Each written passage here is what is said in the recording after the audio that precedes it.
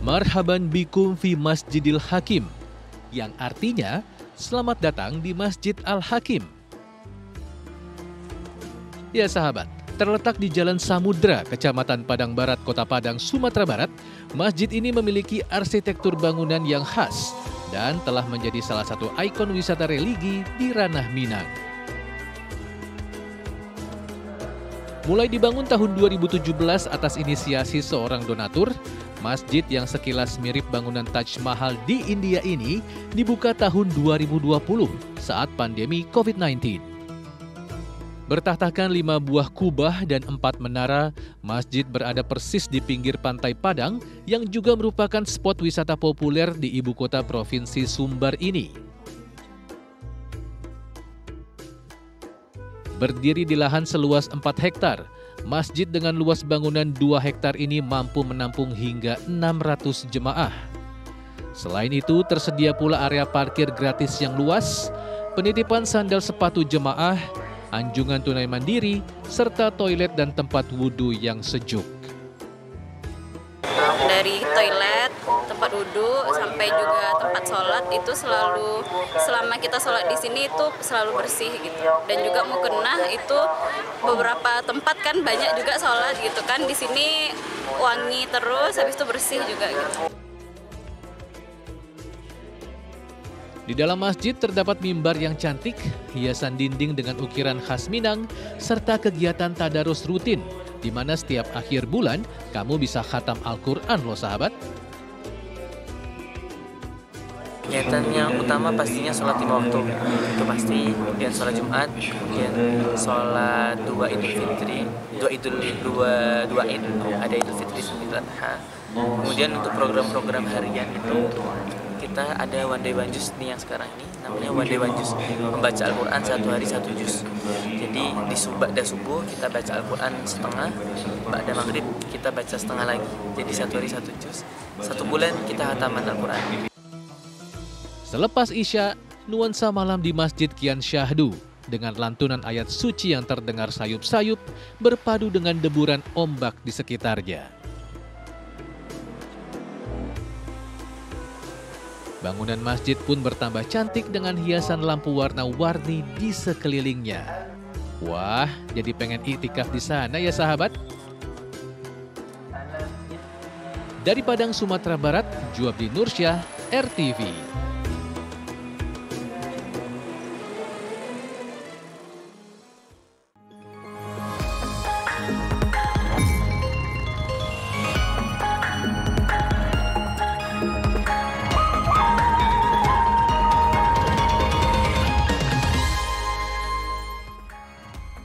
Halo, selamat pagi sahabat RTV, selamat pagi Topan. Pagi Retno, apa kabarnya? Alhamdulillah, sahabat RTV gimana? Sudah hari Jumat, besok akhir pekan nih? Ya sepertinya pada semangat ya untuk sudah pikir-pikir nih, kira-kira besok mau pergi kemana sama keluarga. Betul, gitu, tadi di awal tadi kita sudah kasih rekomendasi ya, salah satunya mungkin bisa dikunjungi. Wisata religi ya, khususnya Betul. untuk yang ada di Kota Padang nih, bisa sampai ke sana. Nah, tapi selain informasi tadi, kami juga masih memiliki informasi lainnya untuk kamu saksikan di Lensa Indonesia pagi hari ini. Langsung saja bersama saya Ahmad Topan. Dan saya, Retno Ayu.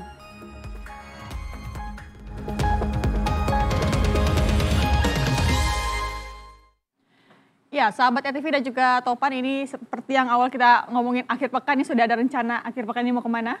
Ini bisa juga nih cobain arung jeram yang seru di Banjarnegara. Ya betul, ini kabarnya ada rute arung jeram baru yang terbentuk dari pergeseran bebatuan sungai selama musim hujan. Wah pasti seru nih, langsung aja kita lihat informasinya ya.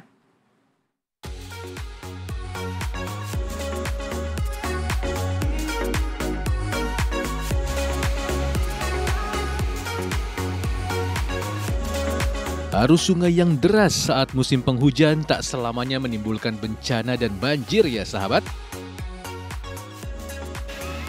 Nah, di kawasan Serayu, Banjarnegara, Jawa Tengah, musim penghujan justru membuat bebatuan sungai mengalami pergeseran hingga menciptakan jalur petualangan baru untuk wisata arung jeramnya. Momen inilah yang paling ditunggu wisatawan untuk memacu adrenalin lantaran arus deras hulu sungai yang meningkat menjadikan wisata satu ini kian seru dan menantang. Tapi jangan lupa lengkapi diri dengan peralatan keselamatan ya sahabat. seperti rompi pelampung, helm, dan alat dayung. Biasanya rombongan berangkat bersama dari titik kumpul, kemudian setibanya di lokasi arung jeram, wisatawan akan diberikan pengarahan oleh instruktur mengenai aturan keselamatan berarung jeram. Setelah itu, let's go!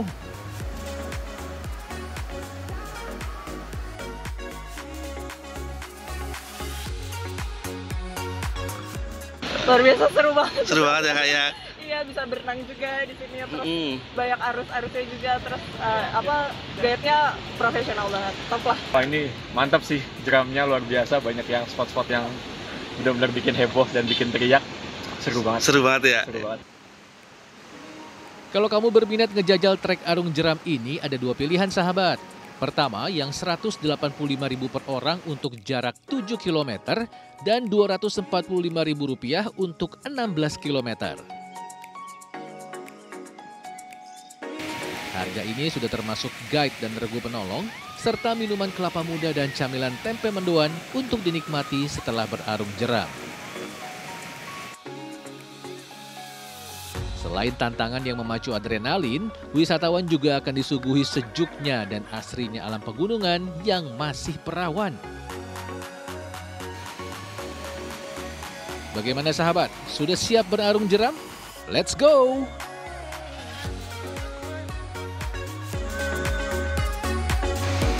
Dari Banjarnegara, Jawa Tengah, Hendra, RTV.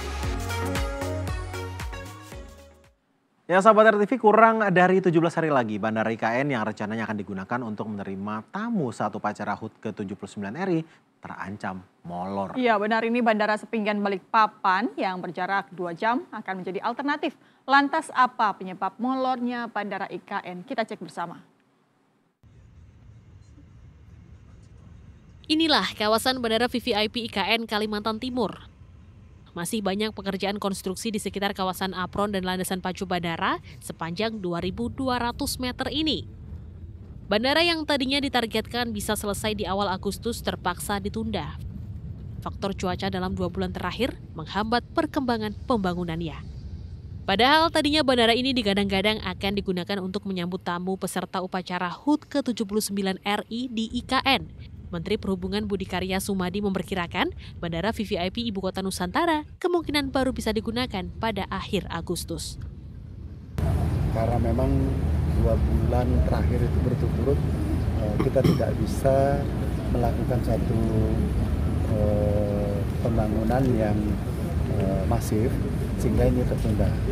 Kita harapkan Bandara VVIP akan mulai beroperasi pada akhir Agustus. Sebelumnya, untuk mengantisipasi kemungkinan molornya progres Bandara VVIP IKN, pemerintah sudah menyiapkan 2 skenario untuk upacara HUT RI di IKN. Untuk 17 Agustus, kalau kita buat 2 skenario, bisa di situ, tapi bisa juga di Balikpapan. Jadi kemungkinan untuk menggunakan Balikpapan itu ada, tapi insya Allah akhir Agustus ini akan selesai. Karena Bandara VVIP IKN belum siap, maka Bandara Sultan Haji Muhammad Sulaiman Sepinggan yang ada di Balikpapan, Kalimantan Timur yang digunakan untuk menerima tamu yang datang ke IKN untuk mengikuti upacara HUT ke-79 RI. Butuh waktu 2 jam lebih dan jarak tempuh 95 km untuk mencapai pusat kota IKN dari Bandara Sepinggan. Untuk menyambut tamu yang akan tiba, Bandara Sultan Haji Muhammad Sulaiman Sepinggan saat ini sudah mulai berbenah, mulai dari pengerasan runway hingga melakukan simulasi di area kedatangan. Dari Balikpapan, Yoga Mukti, RTV.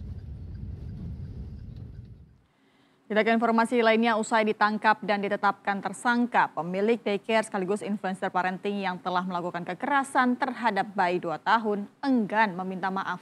Ya, bahkan ini berdasarkan rekaman CCTV, polisi menemukan fakta bahwa ada 2 bayi lagi yang menjadi korban kekerasannya.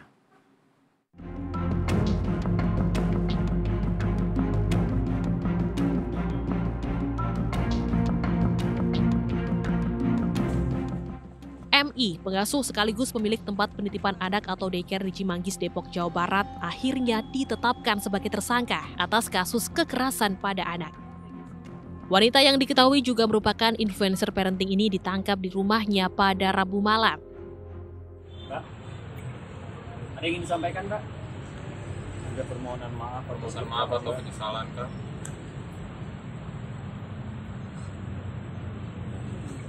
Oh, udah lama nggak sih Mbak ngelakuin hal itu? Mungkin sebelum-sebelumnya pernah ngelakuin ke anak-anak lain Mbak? Yang tidak terekam CCTV.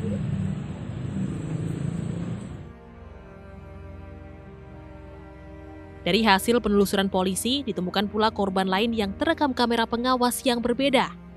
Meski pelaku mengaku hilaf, namun polisi masih mendalami motif pelaku melakukan kekerasan terhadap 2 bayi yang dititipkan kepadanya. Kalau kita lihat di videonya itu kan ada 3 video ya. Jadi kami melihat itu, menganalisa itu, dan ternyata ada 3 video yang berbeda, tentu ini korbannya berbeda-beda. Pak, yang tadi dislokasi kaki tadi, itu karena dipukul, jatuh, atau terbentur sih Pak? Nah ini, kalau dari videonya kan ini ya, dibantu. Sementara itu, Dinas Pendidikan Kota Depok mengungkapkan bahwa izin yang dikantongi daycare tersebut ternyata untuk sekolah pendidikan anak usia dini dan taman kanak-kanak. Perizinan untuk PAUD di sini adalah tertera sebagaimana yang tertera di sini. Ya, when school itu tertera PAUD yang ada di sini. Kalau daycare-nya Pak? Saya belum menemukan di rekomendasi dari Dinas Pendidikan. Atas perbuatannya, pelaku diancam dengan UU Perlindungan Anak dengan ancaman hukuman minimal 5 tahun penjara. Dari Depok, Jawa Barat, Fahri Ali, RTV. Ya sahabat RTV, gara-gara ketagihan judi online, seorang kepala unit bank plat merah di Busalangga, Kabupaten Rotendao, Nusa Tenggara Timur, ini nekat menguras isi brankas berisi miliaran rupiah milik kantornya. Untuk mengelabui aksinya, pelaku mentransfer uang yang ia kuras ke rekeningnya melalui teller. MY yang menjabat sebagai kepala unit bank plat merah di Busalangga, Kabupaten Rotendao, Nusa Tenggara Timur, hanya tertunduk lesu saat digiring polisi. Pria berusia 37 tahun ini ditangkap polisi lantaran diduga menggelapkan uang milik bank pemerintah senilai miliaran rupiah pada periode bulan September hingga Oktober 2022. Modus tersangka dengan mengambil alih kunci brankas dan password yang seharusnya dipegang oleh 2 orang, yaitu tersangka dan teller. Agar aksinya tidak diketahui, pelaku mentransfer ke nomor rekeningnya melalui teller dan juga agen lain. Uang tersebut kemudian digunakan pelaku untuk bermain judi online dan membayar utang. Selain menangkap pelaku, polisi juga menyita slip penyetoran uang, rekaman CCTV, dan dokumen pendukung lainnya. Atas perbuatan tersangka tersebut, bank tersebut mengalami kerugian sebesar Rp2.603.900.000 dan uang tersebut digunakan oleh tersangka untuk bermain judi online, investasi online, membayar hutang pada pihak ketiga, dan membayar hutang pada rentenir yang tidak dikenal. Hingga kini polisi telah memeriksa 10 orang saksi dan 2 orang ahli dari Otoritas Jasa Keuangan serta auditor Kanwil Denpasar. Akibat perbuatannya, pelaku dijerat Undang-Undang Tindak Pidana Perbankan dan Penggelapan dalam Jabatan dengan ancaman pidana maksimal 15 tahun penjara serta denda maksimal Rp200 miliar. Dari Kupang, Nusa Tenggara Timur, Efron Suna, RTV. Sementara itu, pasca pengungkapan adanya sosok Mr. T sebagai pengendali judi online di Indonesia oleh Kepala BP2MI beberapa waktu lalu, membuat Menteri Komunikasi dan Informatika Menkominfo Budi Ari geram. Ya, dengan memakai istilah tebak-tebak buah manggis, Menkominfo tak ingin berspekulasi siapa sosok Mr. T yang diungkap oleh Kepala BP2MI. Kalau gini, Mr. T itu diungkapkan oleh seorang. Masa ditanya saya, Pak Menteri, siapa yang masuk Mr. T? Saya nggak tahu, tanya yang Aziz bilang. Enggak, saya belum pernah membicarakan itu di kabinet soal sosok Mr. T. Saya bisa tesin, Tarsan. Jangan berspekulasi dong, A, B, C, D. Langsung aja kasih namanya, kasih buktinya. Gitu loh. Masa jadi gimmick? Pemberantasan judi online jangan jadi gimmick. Mr. T, Mr. A, Mr. X, Mr. B, jangan. Mr. T itu pemberantasan judi online ini harus konkret. Ada buktinya, lapor ke aparat penegak hukum, tangkap. Bukan dibaring gini, gitu loh, ya. Kecuali memang mau main tebak-tebak bohong gitu. Ya, memang ya Retno dan juga sahabat bahwa virus judi online ini menjerat siapapun yang tertarik memainkannya. Bahkan virus ini sudah mewabah di kalangan pelajar. Iya, benar sekali. Di episode 2 ini kami akan menunjukkan kepada sahabat RTV bagaimana pelajar tertangkap perangkap judi online. Ibarat narkoba, main judi online ini sudah menjadi candu bagi mereka sang penerus bangsa. Simak episode kedua, virus judi online menggerogoti harta, menghabisi nyawa.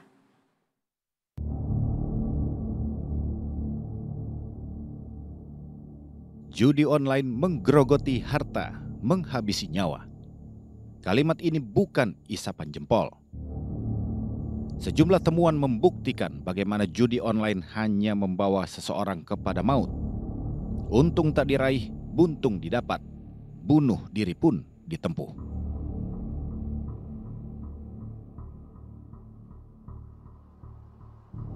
Secara psikologis, dorongan para pemain judi online untuk mengakhiri hidup dikarenakan rasa putus asa yang tinggi atas akan datangnya kekayaan yang hanya menjadi harapan tak pasti.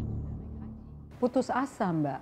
Orang hidup kan setiap hari butuh harapan, butuh motivasi, butuh dorongan. Putus asa ini yang menyebabkan mereka, oke, sudah, saya mau berhenti di sini.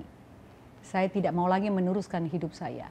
Keputusasaan ini yang membuat seseorang akhirnya mengambil tindakan atau mengambil keputusan untuk tidak hidup lagi.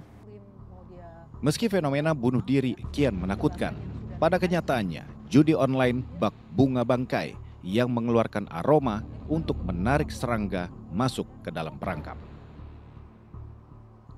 PPATK melalui temuannya tak bisa memungkiri jutaan orang masih tetap mencari peruntungan karena baik mengakses situs judi online hingga deposit uang alias top up saldo untuk bermain judi online dapat dilakukan dengan sangat mudah. Mainnya game tapi di dalamnya ada unsur judi kan.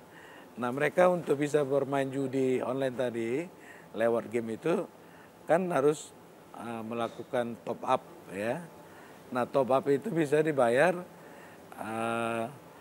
dengan menggunakan sarana swalayan, pasar swalayan yang ada ya, yang terkenal di setiap sudut kampung ada di Jakarta maupun di kota-kota besar lainnya seperti itu. Dan inilah temuan PPATK. 5 provinsi yang memiliki jumlah pemain dan transaksi judi online terbesar ada di Pulau Jawa. Dan ibu kota Jakarta berada di urutan 2 setelah Jawa Barat. Dan berdasarkan temuan PPATK pula, 3 dari 5 kota di DKI Jakarta, yakni Jakarta Barat, Jakarta Timur, dan Utara, serta Bogor, baik tingkat kota maupun kabupatennya, memiliki jumlah transaksi judi online terbesar. Upaya preventif dilakukan pemerintah. Selain penindakan hukum terhadap para pelaku judi online oleh aparat kepolisian, Kementerian Kominfo juga menutup atau memblokir jutaan situs judi online. Kita sekarang ini sudah men-take down 2,2 juta lebih ya konten maupun website judi online. Kita juga sudah memblokir lebih dari 6.000 rekening, ya 6.000 rekening, kemudian juga yang berupa e-wallet itu 500-an lebih. Selain kita lakukan take down, kita juga kan menutup akses jaringan internet dari 2 negara, dari Filipina, dari Davao, dan dari Kamboja. Nah, akses ini ditutup supaya konten judi online itu tidak menyusup ke negara kita. Namun upaya pemblokiran situs judi online oleh Kementerian Kominfo belum menjamin sepenuhnya Indonesia bebas dari genggaman judi online. Masyarakat yang menemukan bisa melaporkan itu, dan kita akan tindak itu, kita akan take down itu. 2 pelajar yang kami temui ini menjadi contoh kecil situs judi online masih bisa diakses, bahkan oleh anak-anak remaja. Di belakang saya sudah ada 2 anak SMA. Kita akan lihat langsung bagaimana mereka memainkannya.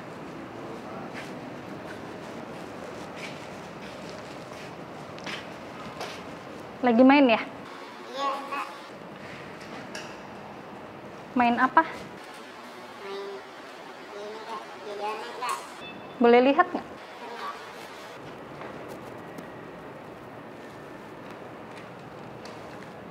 Mahtong Ways. Ini apa ini? Mahjong, Kak. Tipe permainannya kayak gimana? Nanti ada di apa ya? Kayak gini. Saya baru main juga sini. Kayak angka doang Kak ini, Kak. Tebak angka. Iya, bisa jadi gitu. Harus sama, Kak. Harus sama. Jadi 3 itu. Coba dimainin.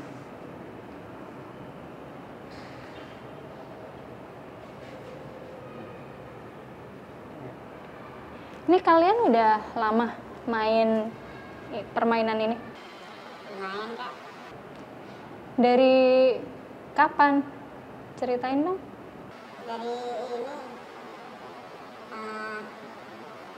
tahun kemarin, Kak. Tahun kemarin ya? Gara-gara mata orang, Kak, jadi ikut-ikutan. Oh, teman-temannya main juga? Bagian, Kak.